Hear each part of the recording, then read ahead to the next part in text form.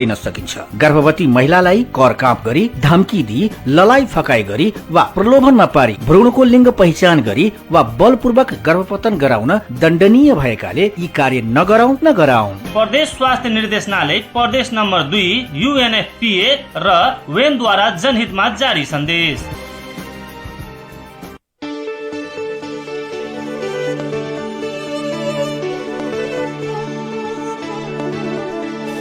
गाउँ सहर सारा गुन्जाउने यो हो रेडियो सान्वी 96.4। रेडियो सान्वी 96.4।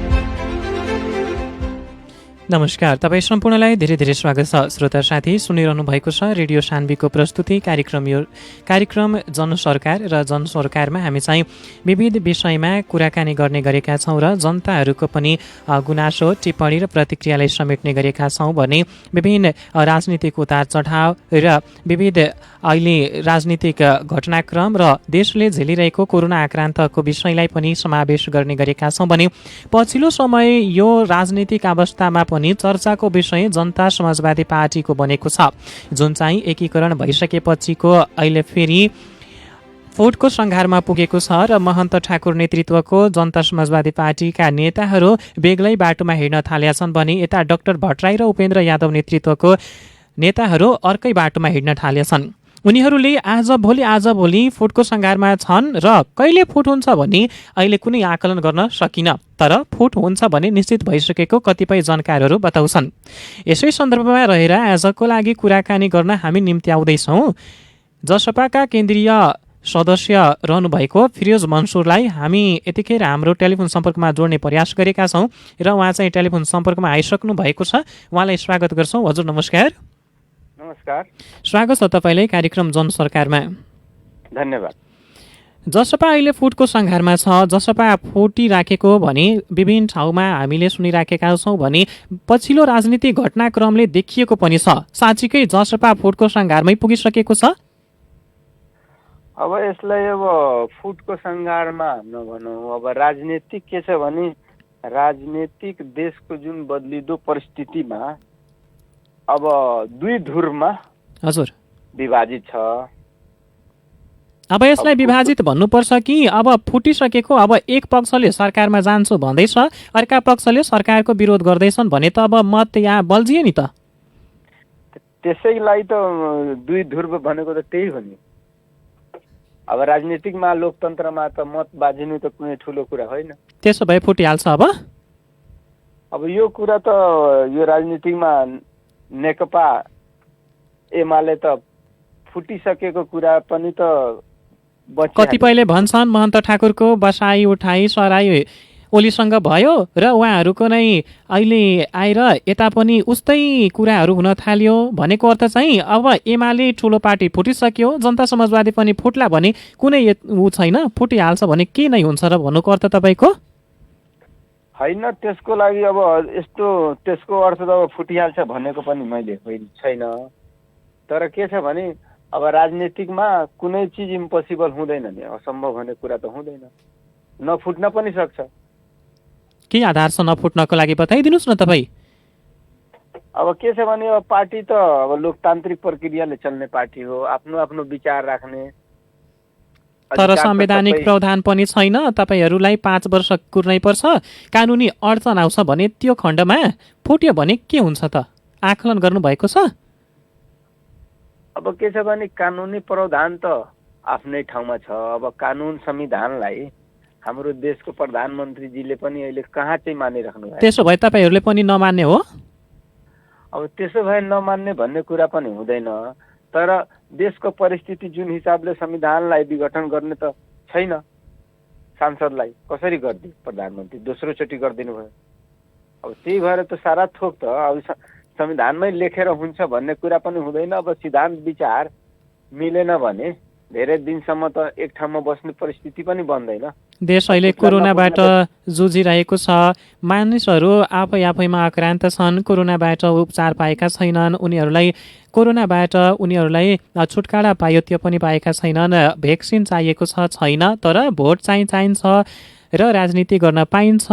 हामीलाई तपाईँहरू फेरि जिताउनुहोस्, फेरि जान्छौँ, फेरि बनाउँछौँ, हामी कुर्सीको खेलमा छौँ, जनता जहाँ जाओस् कुनै मतलबै छैन भनेर कतिपयले टिप्पणी गर्न थालेका छन् त। अनि फेरि मधेस केन्द्रित दल पनि उस्तै भयो भनेर जनताले अब तपाईँहरूको माथि कुन भरोसा, कुन आशमा चाहिँ अब विश्वास गर्छ आगामी दिनमा? अब के छ भने जनताहरूले विश्वास गर्ने त प्रशस्तै ठाउँहरू छन्। के आधार छ त्यो बताइदिनु न। यो हाम्रो पार्टीले, जनता समाजवादी पार्टीले यो हाम्रो मधेसको जनताको लागि हामीले हाम्रो क्षमताले भ्याएसम्म, हाम्रो पार्टीको सरकार सङ्घमा त छैन, केन्द्रमा। अब यसमा त नेकपाको सरकार छ।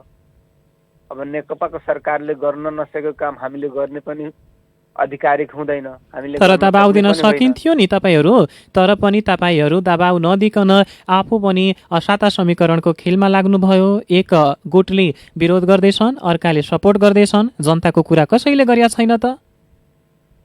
होइन, अब के छ भने अब प्रधानमन्त्रीजी त के छ भने उहाँले त अब बेसार खानुहोस्, फलानो खानुहोस्, यो खानुहोस् भनेर उहाँ त प्रधानमन्त्री पनि, स्वास्थ्य विज्ञ पनि, सारा थोक त संविधानको पनि विशेषज्ञ पनि उहाँ नै भनेपछि यस्तो प्रधानमन्त्रीजीलाई हाम्रो पार्टीले दबाब दिएर, सल्लाह दिएर, सुझाव दिएर प्रधानमन्त्रीजीले मान्ने कुरै भएन। उहाँले त कसैको कुरा मान्नुहुन्न।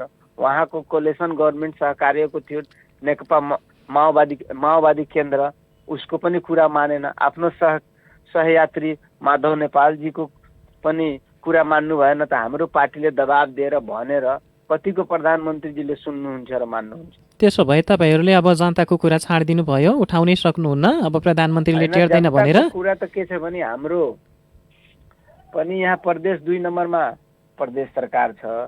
हाम्रो तपाईँहरूकै पार्टीका यहाँ मुख्यमन्त्री हुनुहुन्छ, तपाईँकै पार्टीका मुख्यमन्त्री छन्, विविध सांसदहरू पनि छन्, तर यहाँ वीरगञ्जमा कोलाहल मचेको छ। कतिपय भोका जनताहरू छन्, कतिपयले उपचार नपाएर मृत्यु भएको उदाहरणहरू छ भने कतिपय ठाउँमा अहिले उपचारको लागि छटपटिएको अवस्था छ, तर केही पनि भएन भन्छन्।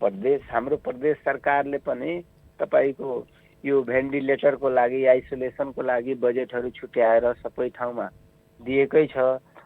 उसले भ्याएसम्म उसको मन्त्रालयको क्षमताले, संविधानमा अधिकार दिएसम्म हाम्रो पार्टीले, प्रदेश सरकारले गरेकै छ।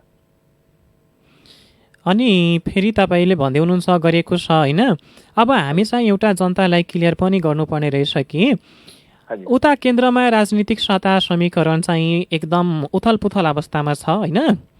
सबैजनाको दृष्टिकोण जनता समाजवादी पार्टीमाथि नै छ। यिनीहरू आफै आफ्नो घरमा पनि फुटको सङ्घारमा छन् भने कतिपय तपाईँकै पार्टीका वरिष्ठ नेताहरू पुष्टि गरिसकेका छन् भने जनताहरूलाई आज पनि एउटा आशा छ कि जनता समाजवादी पार्टी अर्थात् मधेस केन्द्रित पार्टीले साता समीकरणमा नगई यहीँबाट नै जनतालाई निकास दिन्छ, जनताको कुराहरू उठान गर्छन्। अब तपाईँ भनिदिनु भयो ओलीले आफ्नै पार्टीका नेताको टेरेनन्, हामीले के गर्नु के भन्नु भन्दै हुनुहुन्छ। अब यो परिस्थितिमा तपाईँहरूले नभन्यो भने मधेसको कुरा कसले भन्छ त? मधेसबाट जिताएर तपाईँहरूलाई पठाएका हो।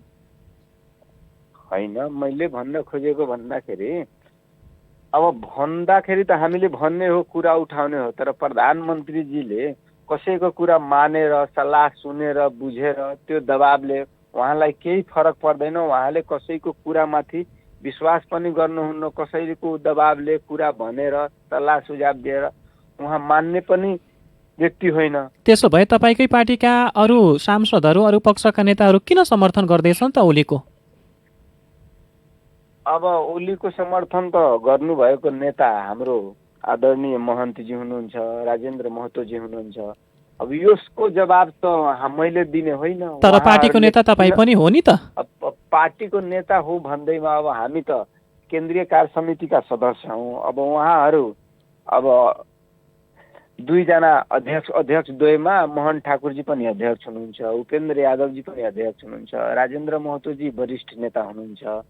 अब विगतका अब आउने दिनमा राजेन्द्र महतोलाई गृह मन्त्रालयको जिम्मेवारी दिँदैछ भनेर जनता समाजवादी पार्टीको यो जुन चाहिँ महन्त ठाकुर नेतृत्वको पक्ष छन् उहाँहरूलाई 7 मन्त्रालय पनि दिँदैछ भनेर समाचार छ। र यतातिर उपेन्द्र यादव नेतृत्वको नेताहरूले आफूले कहिले पनि ओलीलाई समर्थन नगर्ने र 7 समीकरणमा नजाने भन्दैछन्। अब उनीहरूको कुरा त परै जाओस्, तपाईँहरूको घरमै नै झगडा भयो कि? अब घरमा झगडा भन्दा पनि अब लोकतन्त्रमा त यही हो नि, मत चाहिँ बाज्यो। 2 ध्रुवमा हाम्रो पार्टी अहिले विभाजित छ। आगामी दिनमा एउटै मुद्दा लिएर जाने प्रतिगमनको हामीले विरोध गरेकै हो। हजुर, सडकदेखि लिएर सदनसम्म अब विरोध गरेको प्रतिगमनकारी, संविधानलाई नै नमान्ने, संसदलाई नै दोस्रो चोटि विघटन गरेको हजुर व्यक्तिलाई, प्रधानमन्त्रीजीलाई हामीले समर्थन गर्ने त कुरै हुँदैन नि। तर फेरि तपाईँकै नेताहरू समर्थन गरिराखेका हामीले पटक पटक भनिहाल्यौँ, के आधारमा समर्थन गरेको होला नि त? त्यो तपाईँहरूसँग आधार होला नि त? अब आधार त के छ भने, अब जो व्यक्तित्वले, जो हाम्रो अध्यक्षजीले, महन्तजीले गर्नुभयो, वरिष्ठ नेता राजेन्द्र महतोजीले, अब यसको जवाब त उहाँहरूसँगै लिँदा बेस्ट हुन्थ्यो होला। उहाँको जवाब त अब मैले दिएर दिने पनि मेरो अथोराइटी पनि छैन। तपाईँको आफ्नै जिल्लाका आफ्नै यता वीरगञ्जवासी हुनुहुन्छ, तपाईँ आफै वीरगञ्जलाई राम्रोसँग निहाल्नु भएको रहेछ। वीरगञ्जमा कतिपय मानिसहरू, हिजोकै घटना अस्तिको हो, डायलिसिस नभएर 2 जना मरे होइन? वीरगञ्जमा पनि कोरोना एकदम हटस्पट भएको ठाउँ र यहाँ पनि उस्तै देखिएको छ र यहाँ उपचार छैन भन्छन्। अन्त्य अस्पतालमा डुल्दै मान्छेको मृत्यु हुन्छ। कोरोना सङ्क्रमणको दर अहिले 2-4 दिनदेखि घटेको छ, यो राम्रो सङ्केत दिएको छ। तर मात्र यो जिल्लामा निषेधाज्ञा थपिएको छ, तर कुनै पनि यस्तो जनताहरूको सुविधाको लागि किनै पनि गरिएको छैन। यसमा तपाईँहरू जिल्लावासी भएको नाताले केही गरिरहनु भएको छ कि छैन? अब के छ भने पर्सा जिल्ला त हटस्पट थियो, त अहिलेको अलि साम्य भएको छ, सामान्य अवस्थामा फर्कदैछ। हजुर, अब हामीले त स्थानीय निकायलाई गचगचाउने हो, दबाब दिने हो, हामीले भन्ने ठाउँमा भनिरहेका छौँ र हाम्रो स्तरबाट हुने सहयोगहरू हामीले निरन्तर जारी राखेका छौँ। कोही पनि व्यक्तिलाई केही छ भने हाम्रो स्तरबाट केही गर्न सकिन्छ भन्ने हामी तयार छौँ, सदैव तत्पर छौँ। अनि तपाईँहरूको अब हामी राजनीतिमै बढी कुराकानी गर्छौँ। राजनीति किचल्लो भयो होइन? एकातर्फको मान्छेहरू अहिले सर्वोच्चमा रिट दिएको छ, आज पनि सुनवाई थियो, अनि अर्का पक्षको मान्छेहरू चाहिँ सपोर्ट गरिराखेको छ भने अब घरमै झगडा भयो मान्छेहरू भन्छन्। त्यो हामी कुरा छाडौँ। अहिलेको अवस्थामा जुन चाहिँ संविधानको विपरीतमा गएर संसद विघटन भइसकेको अवस्थामा अहिले विभिन्न दलले कुरा उठाइरहँदाखेरि अब मुलुकलाई कसरी निकास दिने हो भन्ने बारेमा कुनै निर्णय भएको छ कि छैन? अब मुलुकलाई के छ भने, संविधान विघटन गरेको चाहिँ एकदम संविधान विपरीत छ। अब प्रधानमन्त्रीजीले कुन चाहिँ धारा टेकेर राष्ट्रपतिजीले विघटन गर्नुभएछ, उहाँले जुन धाराको उल्लेख गर्नुभएछ त्यो धारा त संविधानसँग मेल खाँदैन। हजुर, र हामीले अब संविधानलाई नै नमान्ने प्रधानमन्त्रीजीलाई हामीले विपक्षी गठबन्धनले 146 जनाको मान्यजीहरूको हस्ताक्षरले सर्वोच्चमा रिट भएछ। आज पनि सुनवाई थियो। हजुर, अब छुट्टै बेन्च गएर त्यसको बहस हुन्छ र पुनः संसद पुनर्स्थापना हुन्छ र अनि मात्रै देश चाहिँ ट्र्याकमा आउँछ र संविधानको रक्षा हुन्छ र अगाडि बढ्छ। अनि तबसम्म अब जनतालाई निकास चाहियो रे यो पीडाबाट, अनि देशलाई पनि निकास चाहियो भन्नुको अर्थ मैले भनेको हो अब ओलीले गर्न सकेनन् तपाईँहरूले नै भन्दै हुनुहुन्छ, अनि हामीले जाँदाखेरि पनि कुनै पनि विकल्पै भएन भनेर संसद विघटन भयो, अनि त्यसपछिको अब जनतालाई निकास दिनको लागि तपाईँहरूको पहल कदमी के हुँदैछ? होइन, विकल्प कुनै पनि विकल्प थिएन भन्दाखेरि अब राष्ट्रपतिजीले कसरी अब उहाँकै भनाइलाई मैले उद्धृत गरेर भनेको हो कि राष्ट्रपतिले अब भएन दुवैतर्फको दाबी मिलेन अब संसद विघटन गरिदिएछु भन्नुभयो। संसदमा हजुर अब विश्वासको मत गुमाउने जम्मा 93 मत पाएको प्रधानमन्त्रीज्यूले तपाईको उहाँ त प्रधानमन्त्रीजी बहुमतको त प्रधानमन्त्रीजी सामान्य बहुमतको त प्रधानमन्त्रीजी रहनु भएन। अब 93 मत पाएको प्रधानमन्त्रीजीको कुरा मानेर अब उहाँ राष्ट्रपतिजी एमालेको नेकपा एमालेको कार्यकर्ता जस्तै उहाँले आफ्नो पार्टीप्रतिको वफादारीता देखाएर यो देशलाई धराशायी बनाएर संविधानलाई मिचेर जुन किसिमको कु गर्नुभयो राजनीतिक कु हो। त्यसलाई त उहाँसँग त विकल्प त थियो। अब विकल्प थियो त उहाँले त बाटो त खोल्नु पर्ने। अब 21 घण्टाको कहीँ संसारमा हुन्छ सरकार बनाउनलाई 10 घण्टाको 11 घण्टाको 21 घण्टाको टाइम कहिले पनि कहीँ पनि संसारको प्र्याक्टिस त छैन। र उहाँको मनमा त कति बदनियतपूर्ण छ भनेर यो घटनाले त देखायो नि।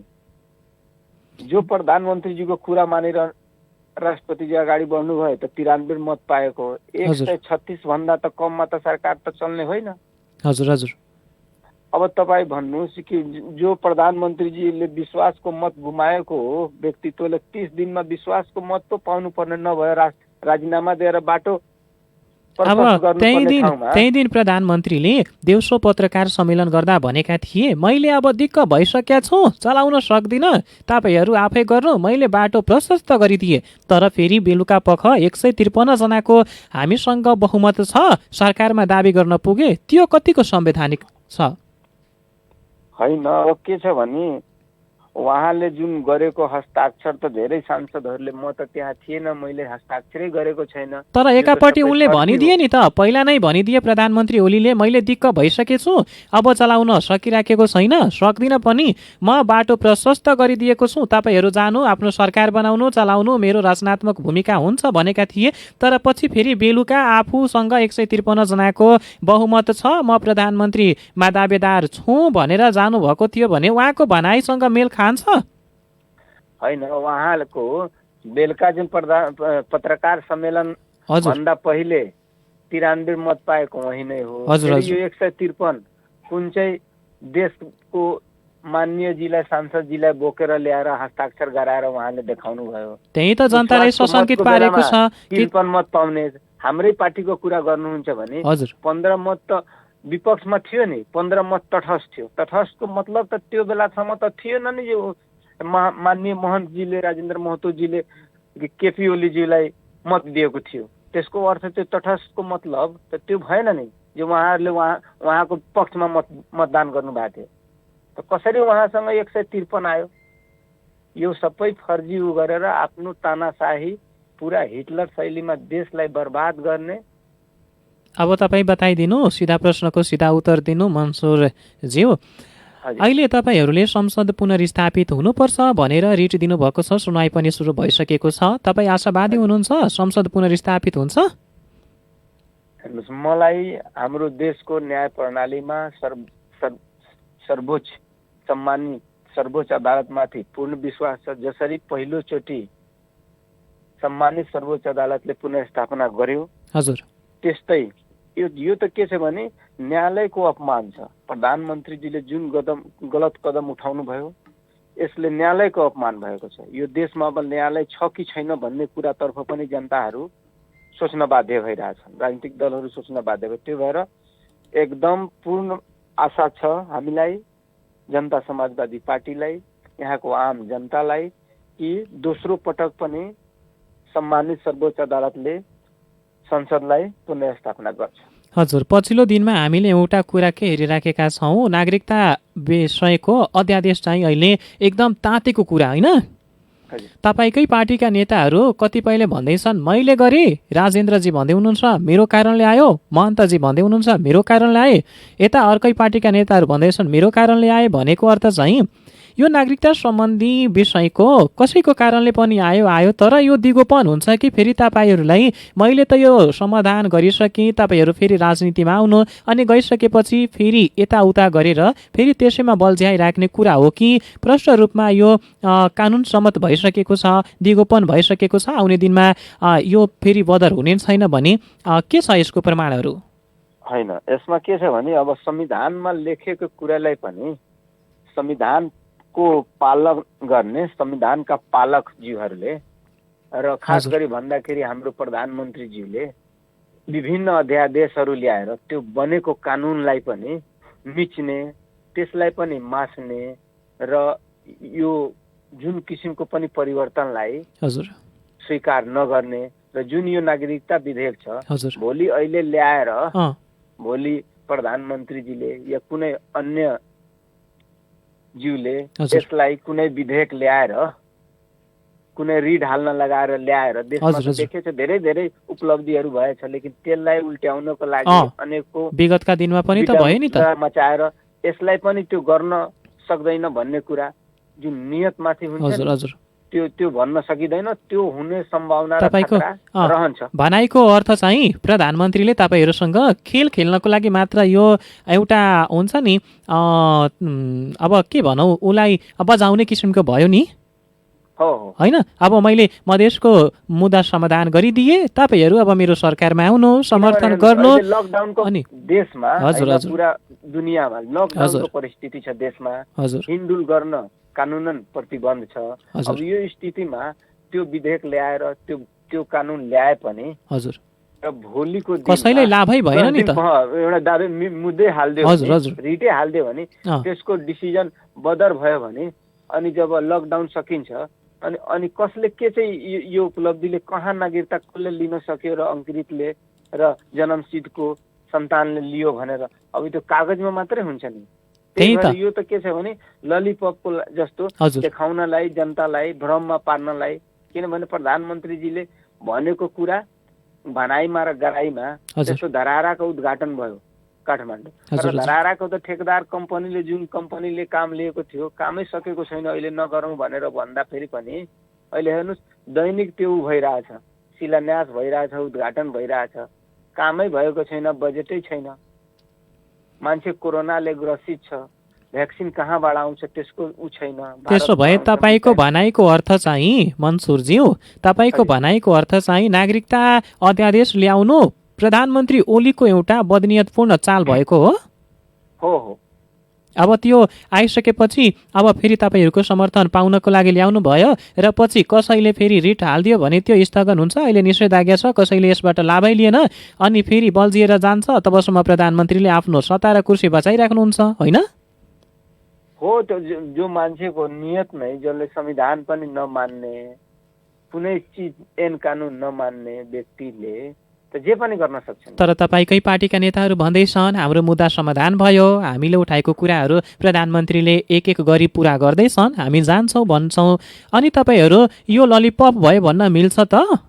होइन, मुद्दा भन्दा पनि के छ भने 120 वटा मुद्दा हजुर फिर्ता गरेका छन् प्रधानमन्त्रीजीले र अर्को यो नागरिकता विधेयक। यसको तपाईँहरूको माग मध्येको त सबैभन्दा ठुलो त माग त यही त थियो होइन, माग त हाम्रो धेरै थियो। हजुर। रेशम चौधरीलाई मुख्य हजुर। छोड्ने कुरा थियो, खोइ रेशम चौधरीलाई रिहा गरेको। उनी पनि रिहा हुँदैछन् भनेर कतिपल्ट समाचार आए तर निरार्थ भए। समाचारमा त हजुरलाई थाहा छ अनेकौं कुरा आइरहेछ नि। हजुर त्यो सबैको कुराको आधार हेर्नु न्युजको आधार के हो, कुन मिडिया हो, के हो, जहाँबाट जे पनि त जो मान्छे लेखिरहेछ यसलाई के मान्ने। त्यसो भए यो विधेयक दिगोपन छैन, मात्र जनतालाई तर्साउन र तपाईँहरूको समर्थन पाउनका लागि ओलीले खेलेको चाल बुझ्न सकिन्छ। यसमा के छ भने धेरै धेरै तपाईँको पहिले पनि नागरिकताको विधेयक, हजुर नागरिकता दिएर पनि अँ बदर गरेको समाचार र एकदम उदाहरण छ, वीरगञ्जकै छ। त्यही त, नागरिकता त यो विधेयक आएछ, नागरिकता दिएर पनि त्यो नागरिकतालाई बदर गरेको छ। हजुर हजुर धेरै उदाहरणहरू छ। आखिर उही ओली हुन् प्रधानमन्त्री, आन्दोलन भएको बेला 2-4 वटा आप झरेर के हुन्छ।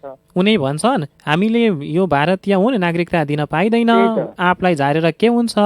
तर त्यो सबै जान्दा जान्दै जनता समाजवादी पार्टी पनि कतै चुकिराखेको छ कि जस्तो जनतामा एउटा यो शङ्का उपशङ्काहरू हुन थालेछ।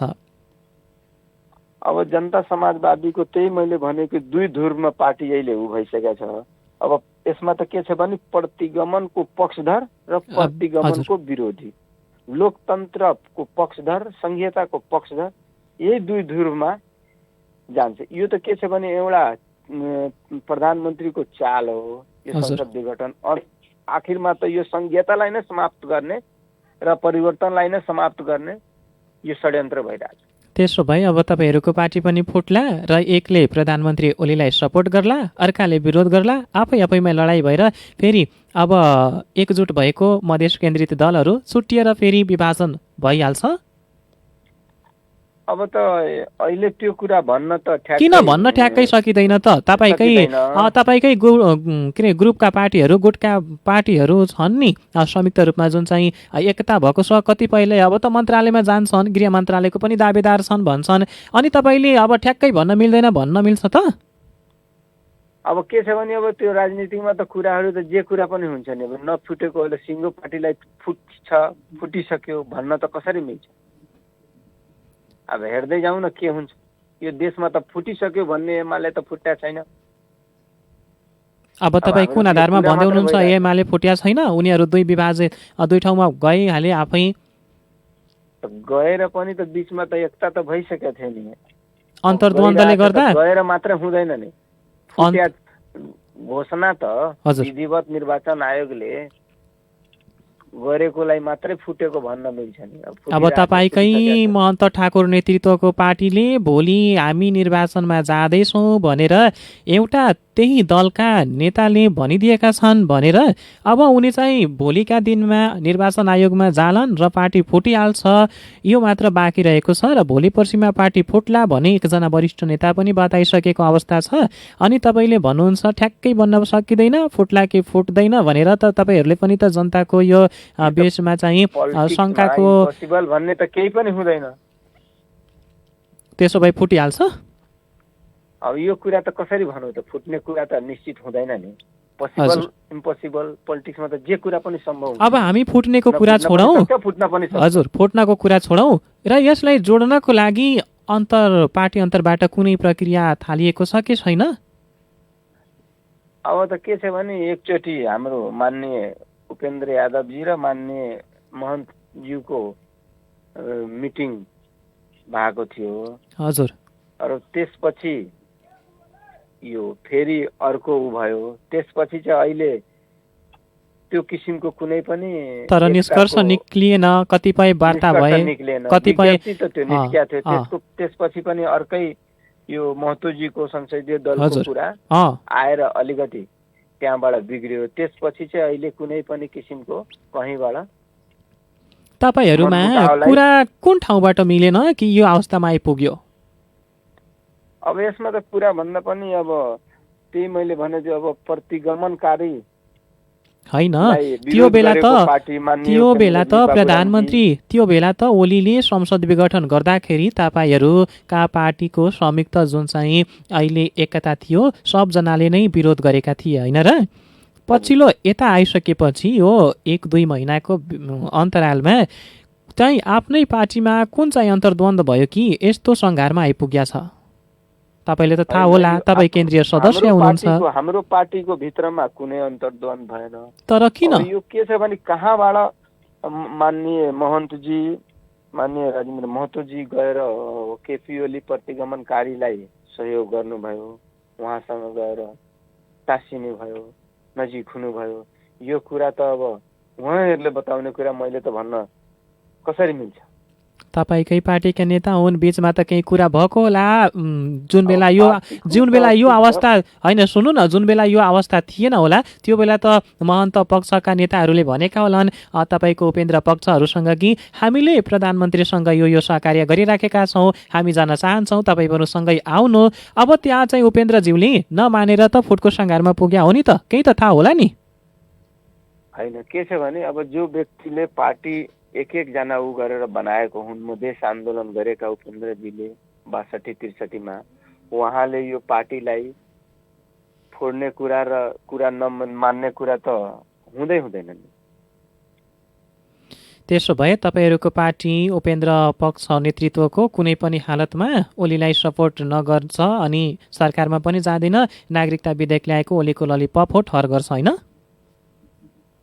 अब के छ भने यो जनताको लागि आएको कुनै पनि तर कहाँ छ छ निषेधाज्ञा छ भने अहिले ठिकै छ, त्यसको लागि त अब हामीले तपाईँ विरोध राम्रोसँग गर्नु बुझिरहनु भएको छ मनसुरज्यू निषेधाज्ञा छ हजुर। अहिले त्यसपछि खुलेपछि निश्चित हो त्यहाँ चाहिँ रिट्न हालिन्छ र त्यो अब नौटङ्की गरेर फेरि मधेसका जनताहरूलाई छल्ने काम हुँदैछ भनेर कतिपयले ठहर गरिसकेका छन् त मधेसको बुद्धिजीवीहरूले त्यो त त्यही हो, त्यसैको लागि प्रधानमन्त्रीजीको त अनेकौँ टिक्रम अनेकौँ उहाँ जस्तो त अब विज्ञ जानकार त कोही पनि छैन नि यो देशमा। हजुर अनि पछिल्लो हामीले अवस्था हेरिराखेका छौँ अबको प्रधानमन्त्रीमा को भन्छ त शेरबहादुर देउवालाई तपाईँहरूले सपोर्ट गरेका थिए तर त्यो पनि राष्ट्रपतिले दाबी पुगेन भन्नुभयो अनि त्यसपछिको अहिले कुनै कसरत भइराखेको छ कि मात्र अब लडाइँ गर्ने र संसद पुनर्स्थापित गर्ने त्यसपछि अब फेरि हामीले बस्ने र बसेपछि फेरि निरिक्युअल गर्ने भनेछ कि भित्रै कुनै ऊ भइराखेको छ तपाईँहरूको बिचमा सहमति भइराखेको छ कि छैन कि फेरि हामीले फलानुलाई गर्ने कि शेरबहादुर देउवालाई नै गर्ने कि तपाईँहरूको उपेन्द्र यादवलाई गर्ने के छ कि के अरे डाक्टर बाबुराम भट्टराईलाई गर्ने विपक्षी गठबन्धनको हजुर जुन निर्णय हुन्छ जस्तो विपक्षी गठबन्धनको अहिलेसम्म सर्वोच्च अदालतमा रिट हाल्नेसम्म हजुर हजुर मान्य शेरबहादुरजीलाई प्रधानमन्त्री बनाउने कुरा छ। अब विपक्षी गठबन्धनको जुन निष्कर्ष निस्किन्छ हजुर त्यो बेला कुरा हुन्छ।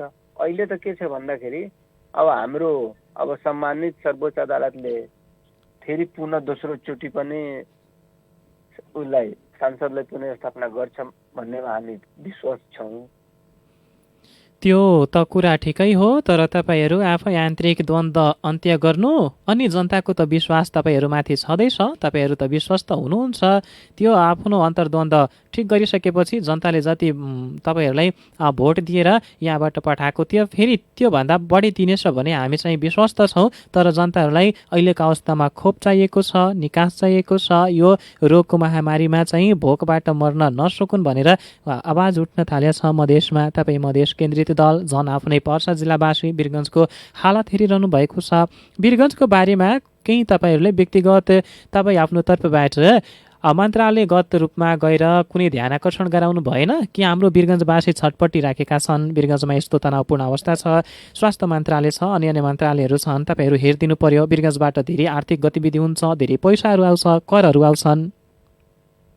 हामीले त के छ भने अब मैले व्यक्तिगत तौरमा हाम्रो माननीय मुख्यमन्त्रीजीसँग कुरा गरेका छु कि हजुरको पनि वीरगञ्जको हुनुहुन्छ र वीरगञ्जको स्थिति अहिले आएर सामान्य भएछ। 2-4 दिन पहिला धेरै नै एकदम त्रसित अवस्थामा थियो। हजुर हजुर जति सक्दो हुन्छ हाम्रो मन्त्रालयले भ्याएसम्म उसको क्षमताले बजेटले यहाँ जति हुन्छ ऊ गर्नुहोस्। उहाँले पनि त्यो आइसोलेसनको लागि कोभिड नियन्त्रणको लागि बजेटहरू छुट्याउनु भएको छ, पनि रहेछ, त्यसको पनि वर्कहरू भइरहेछ। म निरन्तर एकदम मुख्यमन्त्रीजीको सम्पर्कमा छु, एकदम हामी लागिरहेछ। हजुर अब जनताहरू के भन्दैछन् भने आन्दोलन पनि गर्ने त वीरगञ्ज जाउँ होइन, त्यहाँबाट आर्थिक कारोबार वीरगञ्जबाट नै हुन्छ, बढी कर उठाउने वीरगञ्ज नै रहेको छ, बढी यहाँ भन्सारको प्रमुख भन्सार पनि के अरे यो नेपालको प्रमुख भन्सार वीरगञ्ज नै रहेको छ। भन्नुको अर्थ चाहिँ वीरगञ्जबाट सबै कुरा हुँदो रहेछ तर वीरगञ्जवासी पर्सावासी अहिले पीडामा छन् र सरकारले कुनै ध्यानै दिएन र यहाँबाट हामीले आफ्ना नेतृत्वकर्ता बनाएर पठाएका पनि पार्टीले राजनीतिमै एकदम अहिले व्यस्त छन् भनेर टिप्पणी गर्न थाले छन् भने यसको अर्थ चाहिँ तपाईँले कसरी हेरिरहनु भएको छ? अब के छ भने अब जनताले आशा गर्नु त राम्रै हो तर जब यो देशको शासक नै बेइमान भएपछि संघीय सरकार नै दुई धारको अब राजस्व कुरा छ, प्रमुख भन्सार भएपछि राजस्व भइहाल्छ। आन्दोलनको कुरा वीरगञ्जमा मात्र होइन तर मधेसका लगभग सबै जिल्लामा, तर केन्द्र चाहिँ वीरगञ्ज नै बनाइन्छ। त्यहाँ नाकामा मान्छे बसिन्छ, लट्ठी खान्छन्, गोली चल्छ, दिनौ 10 वटा लास हुन्छ। अन्यमा पनि भएको थियो, सुनसरीमा पनि, नेपालगञ्जमा पनि। तपाईले 2072 को आन्दोलन बिर्सनु भयो कि क्या हो नि त?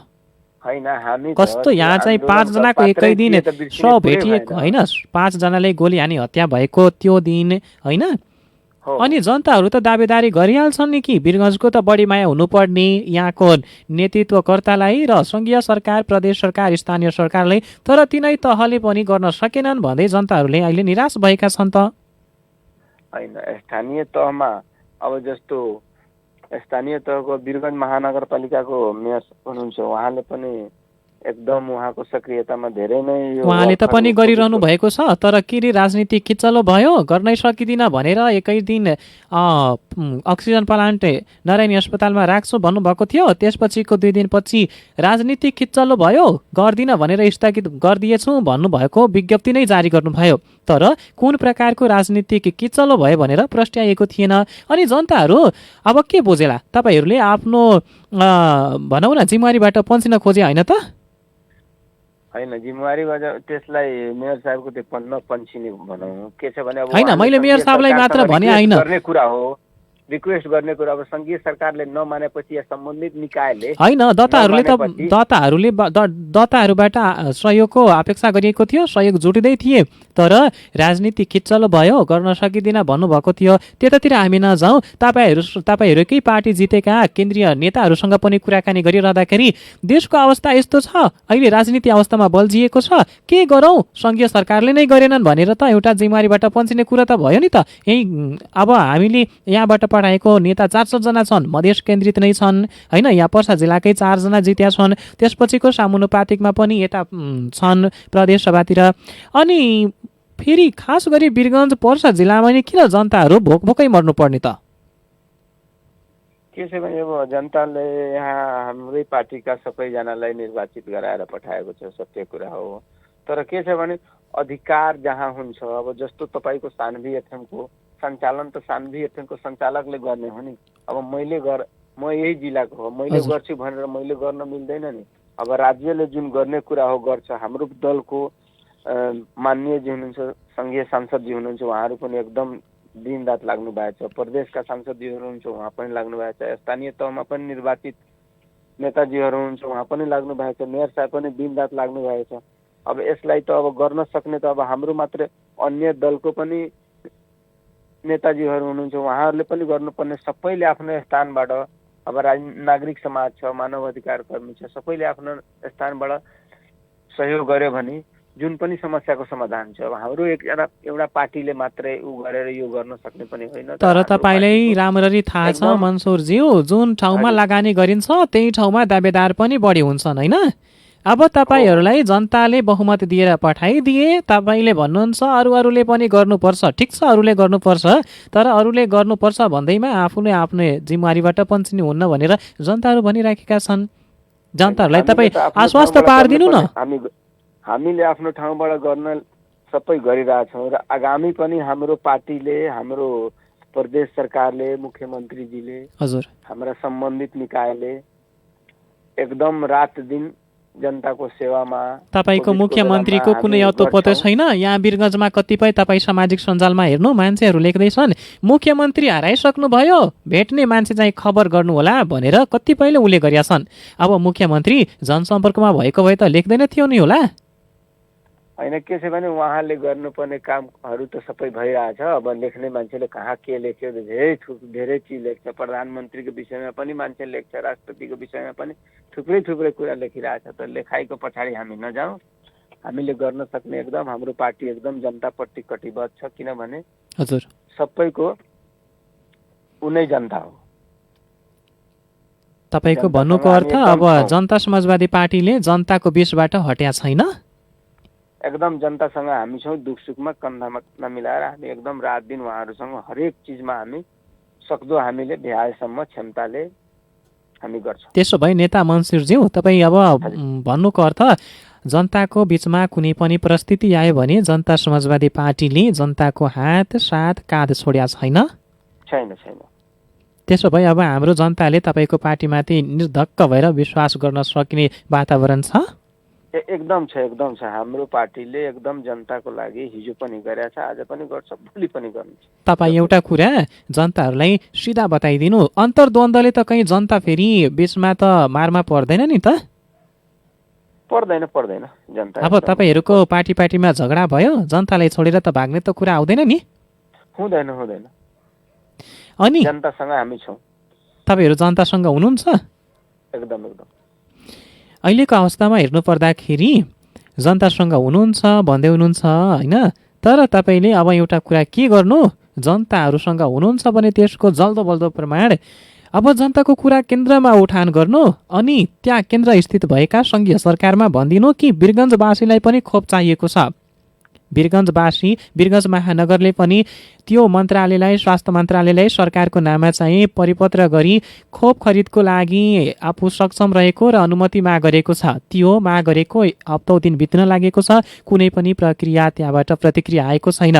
त्यो त कम्तीमा कुरा तपाईँहरू त्यहाँ उठाउन सक्नुहुन्छ। तपाईँ त्यहाँ अहिले हुनुहुन्छ र त्यहाँ भएको मन्त्रालयमा तपाईँहरूसँग बढी सहकार्य होला, यहाँका स्थानीय जनप्रतिनिधि पुग्न सक्दैनन् तर तपाईँहरू पुग्नुहुन्छ, त्यो कुरा उठान गरिदिनु न। एकदम हामी यो भ्याक्सिनको लागि कोभिडको अब स्वास्थ्य मन्त्रालयसँग प्रदेशको मुख्यमन्त्री कार्यालयसँग सम्पर्क गरेर र यो कुरा हाम्रो पर्सा जिल्लाको लागि जति सक्दो छिटो हुनेछ उपलब्ध गराउनलाई हामी आग्रह गर्छौँ। हजुर, एउटा हामी कुरा तपाईँसँग फेरि सोध्छौँ, मानौ कि संसद पुनर्स्थापित भएन भने यदि आखिरी मौकामा चुनावमै नै जानु पर्यो भने जनता समाजवादी पार्टीले जनताको घर दैलोमा के आधार लिएर भोट माग्न आउँछ? जनता भनिदिएछन् पहिला भ्याक्सिन चाहियो, पछि हामी भोट दिन आउँछौँ, होइन भने तपाईँहरू नआइदिनु होला। के छ भने भ्याक्सिन उपलब्ध गराएर कोभिडको मात्र होइन, हरेक जनताको दुःख सुखमा हामी बसेर जनतासँग हामी सहकार्य गरेर हामी जान्छौँ र हामीले गरेको त्यही त मैले भनेको अर्थ चाहिँ एकैछिन हजुर तपाईँ एकैछिन बुझिहाल्नु कि संसद पुनर्स्थापित भएन, अब भोट माग्ने अवस्था आयो भने जनता समाजवादी पार्टीले के आधार लिएर आउँछ भनेको मैले होइन। संसद पुनर्स्थापना हुन्छ तर हामीले रहेको कुरा भोट माग्नको लागि हिजोको दिनमा हजुरले देख्नुभयो होला जे पर्सा जिल्लामा कहीँ पनि बाटोघाटो थिएन। अहिले हेर्नुहुन्छ भने कमसेकम कालोपत्रे ढलानहरू यति विकासहरू भएछ, तपाईँको पोखरीहरू सौन्दर्यीकरण, यस्तो धार्मिक स्थलहरूको ऊ भइरहेछ। कमसेकम पर्सा जिल्लामा पनि प्रदेश सरकारबाट 100 किलोमिटर भन्दा बढीको कालोपत्रेको काम भएछ। तपाईको भन्नुको अर्थ हजुर तपाईको भन्नुको अर्थ एक अर्थमा भन्नुपर्दा पहिलाका विगतमा विभिन्न पार्टीका नेताहरू जितेर गए, जनताको आँखामा छारा हाले, तर जनता समाजवादी पार्टीले चारै क्षेत्रबाट जितेर जाँदाखेरि अहिले पर्सामा टन्नै विकास भएको छ। जनता समाजवादी पार्टीको भोट माग्ने चाहिँ आधारहरू थुप्रै छन्, होइन? जस्तो के छ भने हामीले यो 4 वर्षमा 5 वर्ष पनि नपुगेको अवस्थामा हाम्रो विकासहरू यति देखिरहेको छ। योभन्दा पहिले पनि 50 वर्षदेखि लोकतन्त्र आएको पनि 46 सालमा लोकतन्त्र स्थापित भएदेखि त विकासहरू त हाम्रो पार्टी नै थिएन, हामीले रोकेका थियो र किन अन्य राजनीतिक दलहरूले गरेको थिएन। त्यसको अनुपातमा हामीले यो 4 वर्षमा हाम्रो पार्टीले धेरै विकास गर्यो। 1 नम्बर क्षेत्रमा पनि हेर्नुहोस् विकास भएछ, 2 नम्बर क्षेत्रमा हेर्नुहोस्, 3 नम्बरमा हेर्नुहोस्, चारैतिर विकासहरू त टन्नै भएछ। हामीले भोट माग्ने जनता अधिकारहरू छन्, धेरै आधारहरू छन्। हजुर, त्यसो भए जनतामा आउँदाखेरि तपाईँहरूसँग अधिकार छ र कतिको विश्वस्त हुनुहुन्छ जनताले फेरि तपाईँहरूकै साथ दिनुहुन्छ? के छ भने मधेसको कुरा उठान गर्ने, यो देशमा जनजातिको कुरा उठान गर्ने, मुस्लिमको कुरा, महिलाको कुरा, दलितको कुरा उठान गर्ने एउटा मात्रै पार्टी संघीय के अरे जनता समाजवादी पार्टी हो। त्यो भएर जनता हामीसँग हिजो पनि थियो, आन्दोलन गर्ने बेलामा पनि जनताहरूले हामीलाई त्यही स्नेह र मायाले हामीलाई सहयोग गरेको थियो। चुनावी मैदानमा पनि जनताले हामीलाई नै मत दिन्छ र हामीलाई अहिलेको भन्दा पनि ठुलो अवस्थामा पुर्याउँछ। अब तपाईँहरू आफ्नै तटस्थ बस्नुहुन्छ अनि के अरे यो अवैधानिक गतिविधिमा सामेल हुनुहुन्न भनेर तब त जनताहरू दिन्छन्, होइन भने घरमै आफ्नो आन्तरिक लडाइँले गर्दा जनताको पनि कहीँ त कहीँ मत गुमिएला भने तपाईँले लाग्दैन?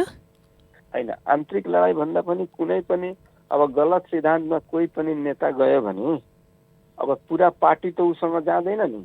त्यही त मैले भनेको अर्थ तपाईँले बुझिसक्नु भएको होला नि त? होइन, एकदम मैले बुझिसकेको छु। त्यो जनतासँग हामी छौँ, कुनै उ छैन र सिद्धान्तमा पार्टीको लागि, देशको लागि, संविधानको लागि। त्यसो भए लोकतन्त्रलाई बचाउनको लागि जुन पनि कदम जनता समाजवादी पार्टीले उठाउन सक्छ होइन? लोकतन्त्र, संघीयता, हजुर, गणतन्त्र यो बचाउनको लागि सिस्टमलाई बचाउनलाई हामीले जे पनि हामी मूल्य चुकाउन पनि तयार छौँ। अनि संविधान अहिले के छ? संविधानको अवस्था संशोधन हुनुपर्छ कि पूर्ण भइसक्यो कि के छ? तपाईँहरूले त धेरै उठान गर्नुभयो। हाम्रो त माग संविधानको संशोधन नै थियो, अहिले पनि छ। अब संविधान त कस्तो राम्रो संविधान लेख्या छ कि जसमा लेख्या छैन संविधानलाई संसदलाई भङ्ग गर्न सकिन्छ, तै पनि भङ्ग गरिदियो। तपाईँकै पार्टीका त डाक्टर भट्टराई पहिला संविधान सभाको सदस्य हुँदा प्रतिक्रिया दिँदाखेरि विश्वकै उत्कृष्ट संविधान बनाएका छौँ र अहिले विघटित भइसकेपछि उहाँ नै संविधान, लोकतन्त्र, यो गणतन्त्र खतरामा पर्यो भन्दै सर्वोच्चमा गुहार्नु भनेको त अब त कहीँ कहीँ त कुरा मिलेन, होइन? अब के छ भने अब डाक्टर भट्टराईज्यू अब त्यो बेला त हाम्रो पार्टीमा हुनुहुन्न थियो। अब कुन आशयले, कुन मनसायले उहाँले भन्नुभयो माओवादी केन्द्रमा हुनु? हजुर हजुर। अब त्यसको जवाब त डाक्टर भट्टराईले मात्र होइन, त्यो बेलाको संविधान सभाका सदस्यहरू सबैले भनेका थिए, होइन? तर फेरि त्यही संविधान खतरामा पर्यो, संविधानलाई टेकेर ओलीले संसद विघटन गरे। संविधान जारी भएको बेलामा यहाँ ब्ल्याकआउट गरेको थियो हाम्रो पार्टीले। त्यो बेला तत्कालीन संघीय समाजवादी फोरम थियो र हामीले आन्दोलन गरेको थियो। जारी गर्ने बेलामा तपाईँको सुझाव सङ्कलन गर्ने बेलामा गोली चलेको थियो, मान्छे शहीद भएको थियो।